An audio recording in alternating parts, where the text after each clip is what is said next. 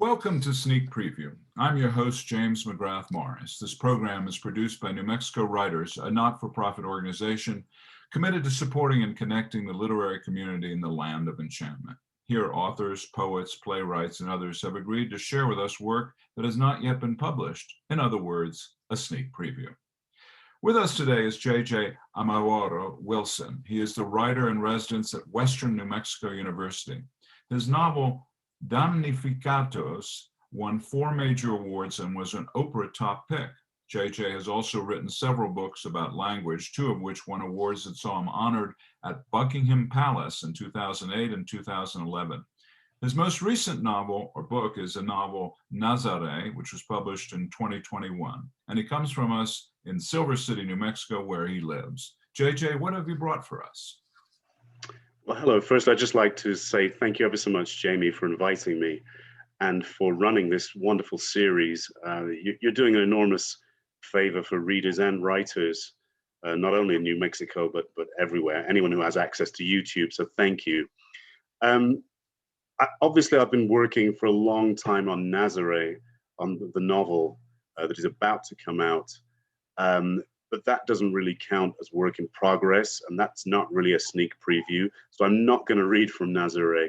I'm going to read from a different piece that was actually inspired by a story I heard of a man in Pakistan who he started a kind of educational charity for homeless children, and he ended up teaching these children. It was like an outdoor school, and the children would just sit outside under a tree, and he would teach them, these poor homeless kids. So I wanted to write about him, and I started to write a piece about him, but of course, he's something of a secular saint, and there's nothing to write if you're a saint. You know, you're just too perfect. So I fictionalized it and made him slightly less saintly. So here's the piece, and it's called Einstein. Einstein. First day of school. 16 urchins sit in front of me, cross-legged in the street. Urchin. Spiny, globular animals, echinoderms in the class Echinoidea. These children are spiny but not globular. They have never been close to the sea, or even out of the city. Most will live and die here. None of them knows what an echinoderm is. Neither do I. The children stink of latrines and rotten food. They look like extraterrestrials, long-armed, hollow-eyed, bony-kneed. 4 lines of 4, biggest kids at the back, most of them in rags. Some have medieval sores and scars from illnesses that were supposed to have been eradicated in the previous century. What are my chances of finding another Einstein among them? Albert Einstein, German-born theoretical physicist who developed the theory of relativity. Mad Hatter hair. Apparently couldn't make change for his bus fare. The driver had to do it for him. Famous for having a messy desk. At least he had a desk. I estimate 6.25% of my students know who Einstein is. Several years ago, I founded the School for Homeless Children. It has no books or buildings, no walls to keep out the sound of car horns and dogs barking. Our classroom is a patch of cement under the shade of a baobab tree. Baobab, deciduous tree found in arid regions of Madagascar, mainland Africa, Arabia, and Australia. If I shouted deciduous in public, there's a good chance I'd be arrested. When the police don't understand something, they get suspicious. I know a street artist who was hauled away for writing graffiti in French. The children intone in unison. 2 times 2 is 4. 3 times 3 is 9. 4 times 4 is 16. I've trained them well. They can recite up to 10 times 10. They can also do basic addition and subtraction, and they can make change, unlike Einstein. 6 of them can read. 1 reads obsessively. She reads scraps of newspaper that blow in the wind. She went to the public library once. They kicked her out because of the smell. The public library is run by a white woman who self-publishes lyric poetry.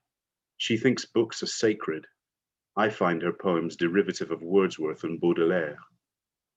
5 times 5 is 25. 6 times 6 is 36. A year ago, an educator interviewed me. He said I should teach critical thinking. I told him the children were starving and slept under a bridge. He said critical thinking would help them understand why they were oppressed. I told him they didn't understand the concept of oppression. He said, exactly. I blew a smoke ring in his face.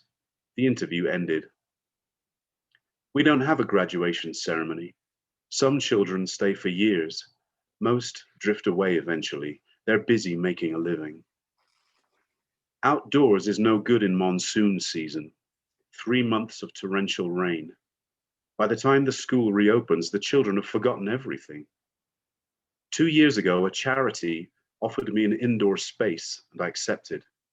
The day before school started, I found a family living there. They'd smashed the window and climbed in. There were 12 of them, 4 adults, 5 kids, and some in-betweens. The in-betweens looked feral. I went back to the baobab tree. I have a plastic chair. I sit on it when I'm teaching. Cement hurts my buttocks, and the children can see me better when I'm on the chair. Once I gave them paper and pens that I'd stolen from a hotel. Some of them started stabbing one another with the pens. I nipped it in the bud. I told them random violence had no place in the school for homeless children. Instead, they drew pictures which they talked about. It was all very beautiful until one of the children tried to drink the ink. I told him it was poisonous. Poison, a substance that causes disturbances in organisms, usually by chemical reaction or other activity on the molecular scale. The boy said, poisonous? Like a snake? Yes, I said, just like a snake, on the molecular scale. He had black ink all over his mouth. He looked like Satan. I told him he had 2 minutes to live. He started crying. I told him I was joking. No one laughed. At day's end, the children disappear. They melt into the city like fog. I'm breathless. What an extraordinary story. And the comment you made about the police arresting you for arresting the protagonist for things that they don't understand is a 2021, 2020 concept in the Western world. And anyway, it's a dazzling story. I think our listeners will love it. So thank you very much for bringing it to us. Thank you, James. Soon for another installment of Sneak Preview. And even better, we hope you'll subscribe to our YouTube channel.